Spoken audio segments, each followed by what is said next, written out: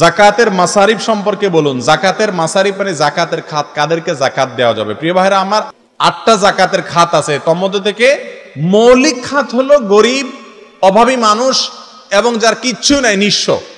একটা হলো কিছু আছে যা দিয়ে তার মাস চলে না, সংসার চলে না, এই ব্যক্তিকে জাকাত দিতে পারবেন। আরেকটা হলো কিছুই নেই, তাকে জাকাত দিতে পারবেন। আরো অনেকগুলো জাকাতের খাত আছে, মৌলিক হলো এই 2টা খাত। নিকট আত্মীয় যদি গরিব হয় তাদেরকেও যদি জাকাত দেন তাহলে সওয়াব হবে ডবল, আত্মীয়তার সম্পর্ক রক্ষার সওয়াব, জাকাত দেওয়ার সওয়াব। আর সাধারণ গরিবকে দিলে 1 গুণ সওয়াব পাবেন। তবে হ্যাঁ, মা বাপকে জাকাত দেওয়া যায় না।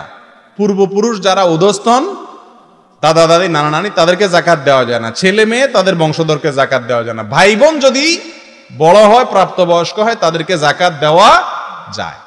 আমরা জানি না, ভাগিনা ভাগিনী, ভাতিজা ভাতিজি, তাদের সবাইকে জাকাত দেওয়া যায়। এমনকি চাচাকে ফুফুকেও জাকাত দেওয়া যায়।